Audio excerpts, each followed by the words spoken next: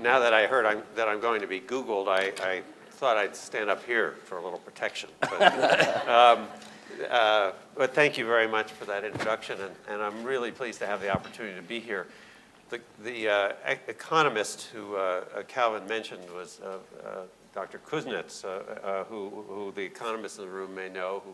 But last night, Calvin's aunt at dinner put this all much more succinctly, which was when people's stomachs are empty, they don't have the time to think about things like the environment and sustainability.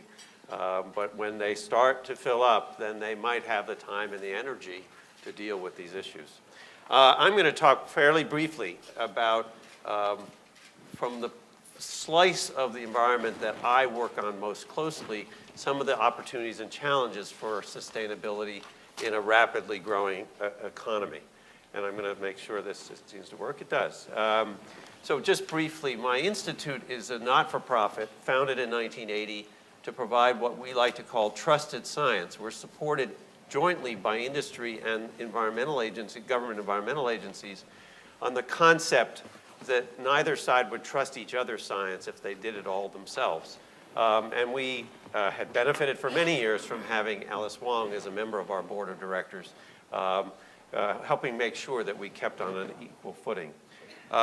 We work as well with WHO, the World Health Organization, the Asian Development Bank, and have increasingly worked in international settings over the last decade, drawing in experts not only from Europe and North America, but from Tsinghua and Fudan universities in China, among others, from experts from India and Thailand.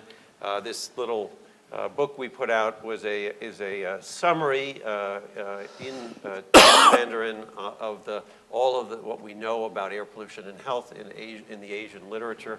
And our real goal is to help government officials and the private sector understand local health impacts, but in a global context, health impacts of air pollution, that is.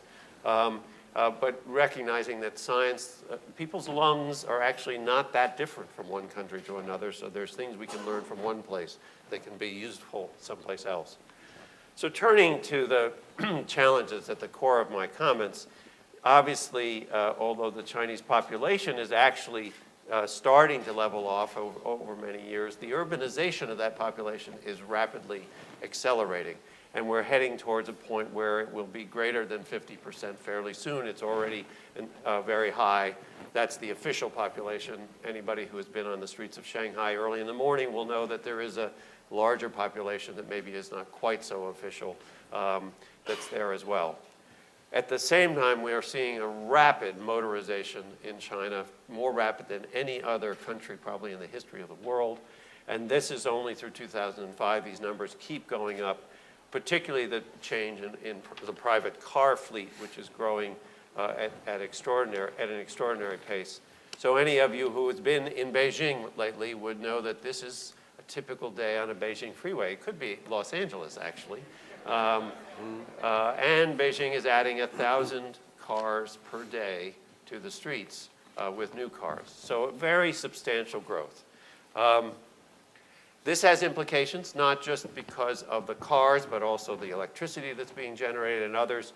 So we're seeing, this is a chart of air pollution levels for particulate matter, one of the most toxic of air pollutants. Levels in a number of Chinese cities. To the left, I'm not sure my light is working here, the dark blue line going along the very bottom of the graph is the World Health Organization standard for safe levels. So you see that in some Chinese cities, these levels are 10 times that standard. Now, China is not alone. Just to the right of it is a series of cities in India, also with very, very high levels of air pollution. There is some good news, though, if we think about this, and if you look at the experience of, and this is true in Europe, but certainly in the United States, over the last 35 years, we have broken the myth that economic growth means more pollution. So you see here on the top part of this chart, a huge increase in gross domestic product, an almost equal increase in vehicle miles traveled, a substantial increase in energy consumption, although not as great an increase because of the energy price shocks we had in the 70s. But at the bottom, a net 54% reduction in the emissions of all of the major air pollutants in the United States. Here in Los Angeles, in the 1960s, carbon monoxide, a highly toxic gas, was at levels of 40 parts per million. The standard is 8. There are a lot more cars on the road, there are a lot more miles being driven, and there are other issues around that. But those, Los Angeles almost never violates that standard of 8. So it's possible to consider better efficiency, better technology, government rules that move that along and accelerate it, so you can see this. Now, the even better news is that as we start to look at similar data in Asia, we're starting to see that same trend occur. So electricity generation, this is across Asia from the Clean Air Initiative for Asian cities. Across Asia, you've seen a dramatic increase in electricity generation, energy consumption, GDP, of course, but either reductions or at most leveling off of the major pollutants that we might be concerned about. And that's partly due to improvements in economic efficiency. Pollution is a form of economic waste, and better factories, newer factories tend to be more efficient and put out less pollution. And partly due to growing government intervention, whether it be cleaner fuels, China getting lead out of the fuel, a number of countries reducing the sulfur in the fuel, and starting to control emissions from power plants. So there's the possibility to see this kind of win-win situation, and I think everybody here, unlike the people in Pyongyang, know what win-win is. Most people have looked at the Olympics from the press as a true problem. We're going to have this air pollution problem that's going to interfere with the Olympics. I actually think of it as an opportunity. And it's an opportunity that the government in China, I think, has taken a lot of effort to deal with a very comprehensive plan, both for Beijing itself and the surrounding communities, to make long-term reductions in the emissions from factories. There are a number of other actions that'll start soon to ramp down the emissions. And then a third phase of additional restrictions that are in place on travel and other things right during the Olympics, which frankly have happened in almost every Olympics. Atlanta did it when it had the Olympics, and others as well.